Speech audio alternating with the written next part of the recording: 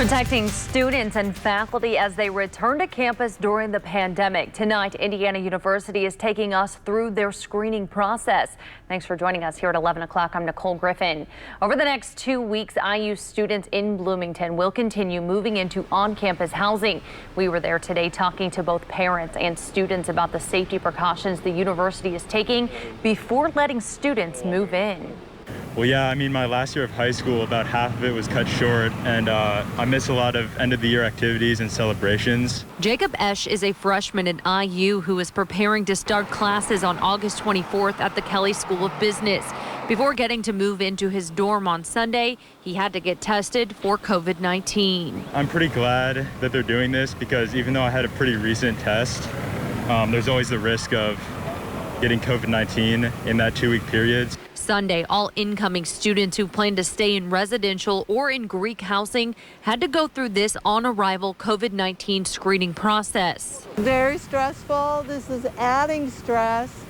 We felt sad to understand what he's missing out on potentially, but at the same time, it's counterbalanced by the phenomenal job that IU has done all along the way. We've asked them also to be tested before they arrive.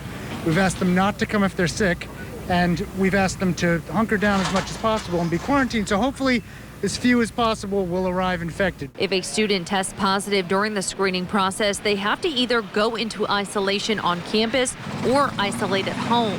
It's hard to say how much safer, but most models show that if you do relatively repetitive screening and you're constantly pulling out people who are infected out of the general population and get them to isolation, that's how you keep the number of total infected to a minimum. Abby Armstrong and her parents went through the process and they were able to move her into her dorm on Sunday. Armstrong says she's excited to make new friends this school year, despite most of her classes being online. It'll make things a little bit harder meeting people, but I think it'll be an interesting experience and we'll all bond over that. It certainly gives you a little bit of pause, but I think the university and the kids and everybody has done everything that they can to make it as safe as possible, and so we just have to take it day by day. The university has set up 540 dorms for students that test positive for the coronavirus. The doctor we spoke with says they know there will be positive cases, but he says they won't panic. They have plans in place so students and university officials are as prepared as possible.